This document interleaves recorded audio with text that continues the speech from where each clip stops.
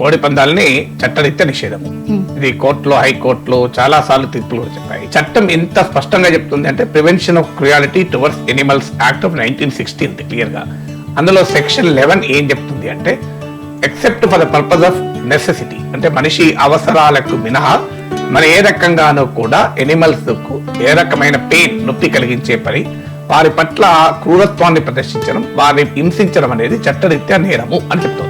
ఈ చట్టం ప్రకారం మనిషి కాని ప్రతి జీవి కూడా ఎనిమలే. సో అందువల్ల ఇది చట్టం చెప్తుంది. ఇక రాజ్యాంగంలోని ఆర్టికల్ 51A, భారత రాజ్యాంగంలోని 51A ఆదేశిక సూత్రాలు కూడా క్లియర్ గా జంతువుల పట్ల హింసను ప్రదర్శించకూడదు, వాటి పట్ల క్రూరత్వాన్ని ప్రదర్శించకూడదు, కంపాషన్, దయా, కరుణతో ఉండాలి అని స్పష్టంగా చెప్తుంది. అందువల్ల రాజ్యాంగము చెప్తోంది, చట్టము చెప్తోంది. తర్వాత కోర్టు తీర్పులు, Animal welfare board versus Nagaraja కేసులో సుప్రీం కోర్టు స్పష్టంగా చెప్పింది prevention of cruelty towards animals act ను అమలు చేయాల్సిందే. జంతువుల పట్ల మనిషి వినోదము కొరకో, మనిషి మరో దాని కొరకో జంతువుల పట్ల క్రూరత్వాన్ని ప్రదర్శించడం సరైనది కాదు అని Animal welfare board versus Nagaraja కేసులో సుప్రీంకోర్టు చెప్పింది. అంటే కాన్స్టిట్యూషన్, లా, జ్యూరిస్ప్రుడెన్స్, కోర్టు తీర్పులు 3 కూడా స్పష్టంగా చెప్తున్నాయి కోడి పందాలు చట్టరీత్యా నేరము అని.